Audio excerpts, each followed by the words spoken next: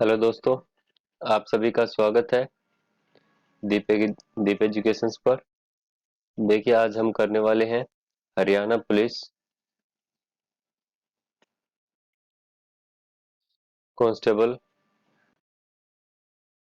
का क्वेश्चन। ठीक है, कांस्टेबल का क्वेश्चन पेपर सोल्व करने वाले हैं। तो आप लोगों को पता ही होगा कि हरियाणा पुलिस कांस्टेबल के पेपर में 100 क्वेश्चंस आते हैं, जिसमें से 25 क्वेश्चंस ऐसे होते हैं जो मैथ्स और रीजनिंग के आते हैं। ठीक है, तो यहाँ पे मैं आप लोगों के लिए लेके आया हूँ मैथ्स के क्वेश्चंस। ठीक है, मैथ्स के क्वेश्चन सोल्व करवा रहा हूँ आप लोगों को, और इसकी आप लोगों को पीडीएफ प्रोवाइड करवा दी जाएगी। ठीक है, वीडियो के डिस्क्रिप्शन में इसका लिंक मिल जाएगा, जो होगा अपने पास विद सॉल्यूशन। ठीक है, जो अभी मैं करवाऊंगा वो, और एक होगी पीडीएफ विदाउट सॉल्यूशन।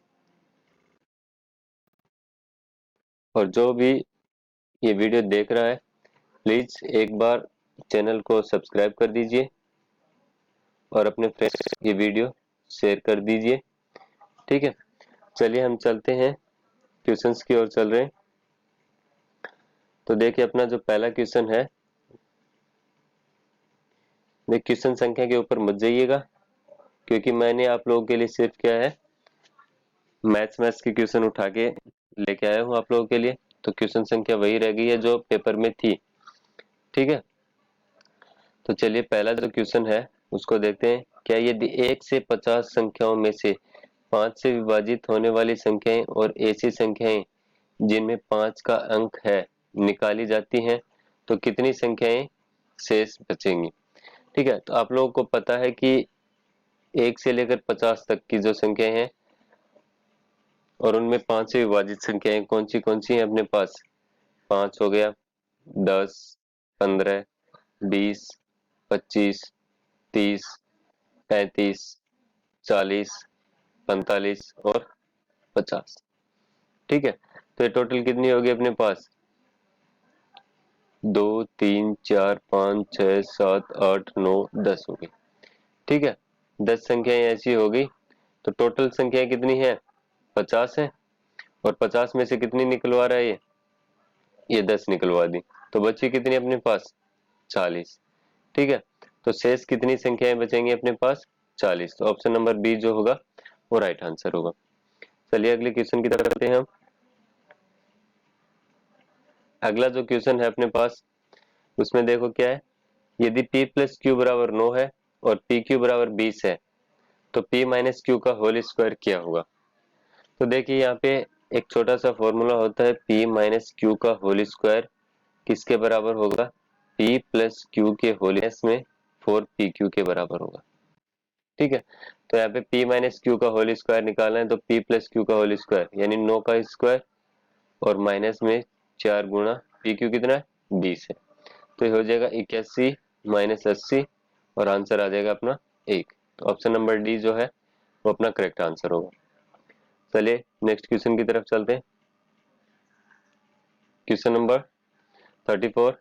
ठीक है, यह जो पेपर था उसका क्वेश्चन नंबर 34 है, वैसे अपने लिए जो भी है वो देख लेना आप लोग। ठीक है, तो देखिए क्या, 24 सेंटीमीटर की एक रस्सी वर्त के केंद्र से 5 सेंटीमीटर की दूरी पर है, तो उस वर्त की त्रिज्या पता कीजिए। देखिए अपने पास एक वर्त है। ठीक है, इसके अंदर एक रस्सी रखी हुई है जो कि कितनी है? 24 सेंटीमीटर की। तो ये होगी कितनी? 24 सेंटीमीटर। और ये केंद्र से, इसके केंद्र से कितनी दूरी पर है? 5 सेंटीमीटर। और हमें पूछ रहा है वर्त की त्रिज्या। अब देखिए, केंद्र से अगर जीवा पर लंब डाला जाता है तो उसको बराबर दो भागों में बांटती है। यानी ये हो गई अपने पास, लंब डालेंगे तो ये 5 सेंटीमीटर हो गई, और ये कितनी हो गई? 12 सेंटीमीटर। और यहाँ से इसको हम मिला देंगे तो ये कितनी हो जाएगी? वर्त की त्रिज्या। तो ये हो गई वर्त की त्रिज्या। अब देखिए, ये लंब और ये आधार, तो कर्ण जो होगा वो 5 का स्क्वायर होगा प्लस 12 का स्क्वायर और इसका अंडर रूट होगा। तो इसको हम सीधा सीधा देख सकते हैं, एक ट्रिपलेट है। ठीक है, 169 होगा और इसका आंसर हो जाएगा 13 सेंटीमीटर। ठीक है, सीधा सीधा ट्रिपलेट होता है 5, 12, 13 का। तो अपने पास वर्ग की त्रिज्या कितनी होगी? 13 सेंटीमीटर। चलिए अगले क्वेश्चन की तरफ चलते हैं। अगला जो क्वेश्चन है अपना, उसमें देखो क्या कह रहा है, ए बी सी ने एक व्यापार के लिए क्रमशः है 75,000, 90,000 और 1,05,000 निवेश किए। यदि साल के अंत में बी अपने मुनाफे के हिस्से में 12,000 पाता है तो उस साल का कुल मुनाफा कितना है। अब हम क्या करते हैं, इनके इन्वेस्टमेंट का अनुपात निकालेंगे। ठीक है, तो इन्वेस्टमेंट का अनुपात निकालेंगे तो ये 1000 वाली 3 3 0 जो है कैंसिल हो रही है, तो ये होगा 75 अनुपात 90 अनुपात 105। और आगे अगर इनका हम अनुपात निकालते हैं तो 15 5 75, 15 6 90 और 15 7 105। ठीक है, और ये बोला कि बी का हिस्सा 12,000 के बराबर, यानी 6 जो है वो किसके बराबर आ रहा है अपना, 6 बराबर आ रहा है 12,000 के, तो एक किसके बराबर होगा, 2,000 के।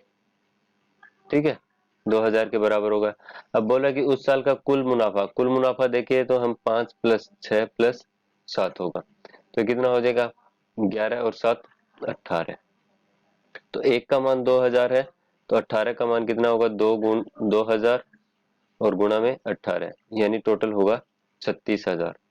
तो मुनाफा जो है 36,000 है, तो इसमें ऑप्शन नंबर डी जो होगा वो अपना राइट आंसर होगा। चलिए अगले क्वेश्चन की तरफ चलते हैं।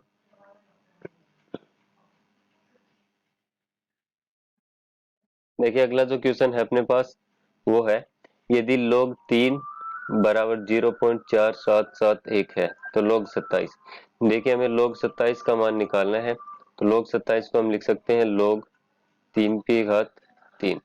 ठीक है, और ऐसे में घात को क्या है पहले लिखते हैं, तो ये हो जाएगा 3 log 3, और log 3 का मान अपने पास है 0.4771, और इनको गुणा करते हैं हम तो 3 3 सता 21, 2 3 सता 21 और 2 23, 2 4 दूनी 8 और 2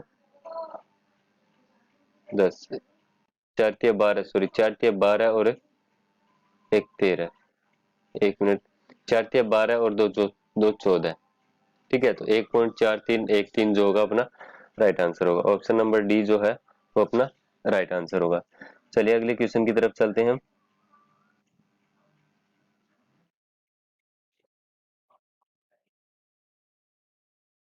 देखिए अगला जो क्वेश्चन है अपने पास वो है, 6 की पावर 2x बराबर 1296 है, तो x का मान कितना होगा।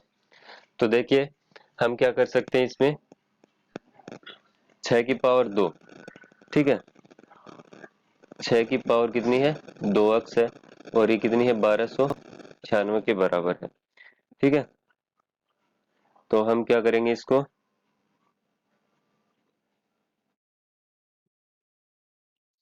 इसमें लिखेंगे 6 की पावर 2x, और 1296 को हम लिख सकते हैं 6 की पावर कितना 4। ठीक है, 6 की पावर 4 यानी कि 6 को हम 4 बार अगर गुणा करते हैं तो ये होता है 1296। तो यहाँ पे आधार समान है तो घातें क्या होंगी, समान होंगी। इसका मतलब 2x किसके बराबर होगा 4 के, और x किसके बराबर हो जाएगा 4/2 यानी 2 के बराबर। ऑप्शन नंबर बी जो होगा अपना राइट आंसर होगा। चलिए नेक्स्ट क्वेश्चन की तरफ चलते हैं। अगला जो क्वेश्चन है अपने पास उसमें क्या है, निम्न में से कौन सा बिंदु तीसरे वर्तपात क्वाड्रेंट में आता है। तो अपने पास 4 क्वाड्रेंट होते हैं। ठीक है, ये एक्स एक्सिस और ये वाई एक्सिस। अब यहाँ पे एक्स प्लस का होगा और वाई भी प्लस का, यानी इसमें दोनों पॉइंट जो होंगे वो प्लस के होंगे। और इस तरफ अगर आते हैं हम 0 0 से, तो ये माइनस होगा, और वाई क्या होगा प्लस का, तो इस क्वाड्रेंट में होगा माइनस प्लस, और इस क्वाड्रेंट में एक्स भी माइनस का और वाई भी माइनस का। ठीक है, और इसमें एक्स प्लस का होगा और वाई माइनस का होगा। तो हमें याद रखना है कि जो पहला क्वाड्रेंट होता है वो ये होता है, दूसरा ये होता है, तीसरा ये होता है, और चौथा ये होता है। तो इसमें तीसरे क्वाड्रेंट में क्या होगा, एक्स और वाई दोनों माइनस के होंगे। ठीक है, तो यहाँ पे माइनस वाला कौन सा, ये -2 और -3, यानी ऑप्शन नंबर सी जो है वो अपना राइट आंसर होगा। ये जो पॉइंट आर है -2 -3 वो कौन से तीसरे वर्गपात में होगा, तीसरे क्वाड्रेंट में होगा। चलिए नेक्स्ट क्वेश्चन की तरफ चलते हैं। देखिए उसमें क्या है, 1/2 प्लस 1/2 गुणा 1/2। तो पहले हम क्या करते हैं, गुणा करते हैं बोर्ड मास के रूल से, तो इन दोनों को हम गुणा करेंगे, तो ये होगा 2 + 1/4। ठीक है। अब अगर हम नॉर्मली करें तो आधा और पाव कितना होता है, पौना होता है, तो 3/4 लिख सकते हैं। या फिर ऐसे नहीं करना चाहते हो तो हम इनका एलसीएम लेंगे 4, तो ये होगा 2 + 1 और ये हो जाएगा 3/4। ठीक है, 3/4 option number D. Option number D जो है अपना वो राइट आंसर होगा। ओके, चलिए नेक्स्ट क्वेश्चन में चलते हैं।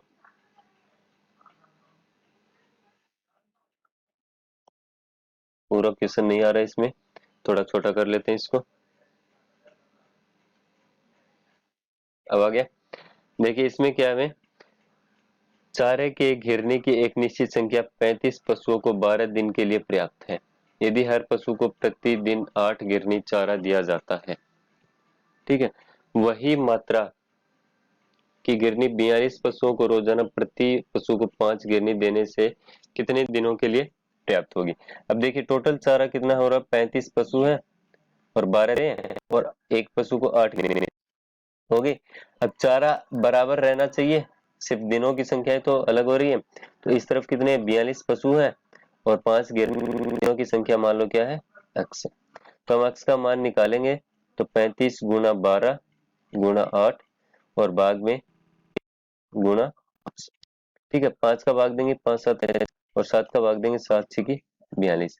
अब 6 का भाग देंगे 6 दूनी 12, तो कितने दिन 16 तक वो सारा पर्याप्त रहेगा। तो अपने पास ऑप्शन नंबर बी जो है वो अपना राइट आंसर होगा। चलिए नेक्स्ट क्वेश्चन की तरफ चलते हैं।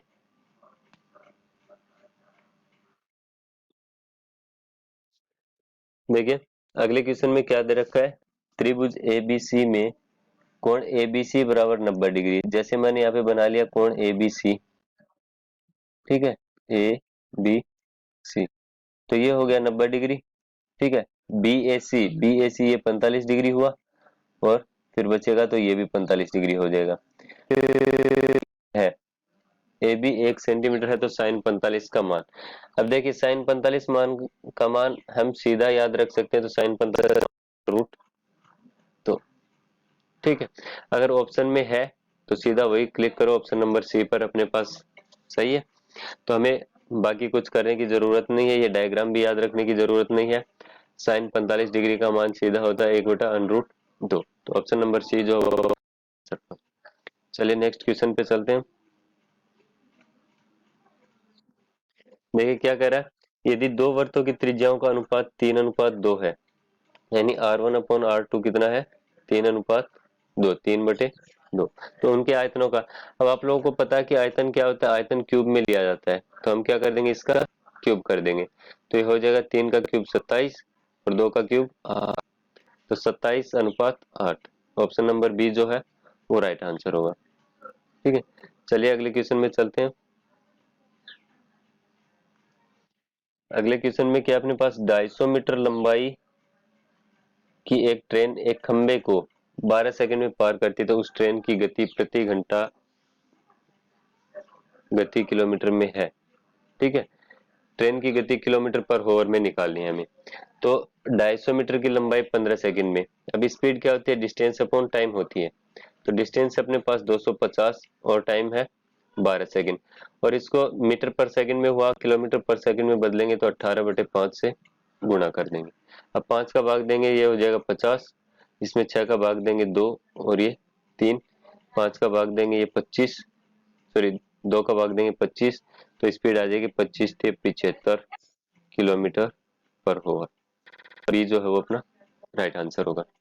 चलिए नेक्स्ट क्वेश्चन की तरफ चलते हैं। अगला जो क्वेश्चन उसमें देखिए क्या करना है, सरलीकरण का क्वेश्चन है अपने पास। तो ये है अपने पास 15/13। अब भाग को हम गुणा हो जाएगा 39/7 और गुणा में 102/8। ठीक है, भाग जा रहा है क्या किसी का, इसमें 2 का भाग देंगे इसमें 4 और ये कितना हो जाएगा 5। ठीक है, 13 का भाग देंगे, सॉरी ये 102 है। ठीक है, 102 है तो 51 हो जाएगा, 13 का भाग देंगे 13 थी 39। अब और कुछ नहीं हो रहा है, तो ये हो जाएगा अपने पास ऊपर वालों को गुना करेंगे तो 15 × 45 गुना 51 और नीचे 7 चौक 28। ठीक है, तो 45 को हम गुणा करते हैं 51 से, तो आ जाएगा अपने पास 2 और भाग में 28। है ऐसा कोई ऑप्शन? अपने पास ऐसा कोई ऑप्शन है ही नहीं।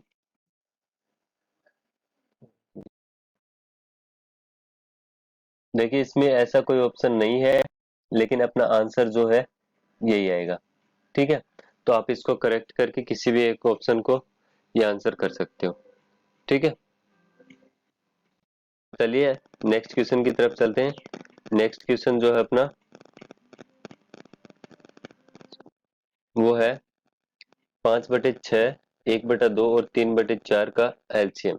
देखिए अगर हमें बिनों का एलसीएम निकालना हो तो हम क्या करते हैं, उनके हरों का एलसीएम लेते हैं और अंशों का क्या लेते हैं, एचसीएफ लेते हैं। ठीक है, तो इनका अगर हमें एलसीएम निकालना है तो नीचे 6, 2 और 4 का एलसीएम, 6, 2 और 4 का एलसीएम लेंगे तो वो कितना आएगा, 12 होगा। और अगर इनके अंशों का एचसीएफ लेंगे, तीनों में कॉमन क्या है, 1 है, तो ये हो जाएगा 1/12। तो ऑप्शन नंबर बी जो होगा वो राइट आंसर होगा। ठीक है,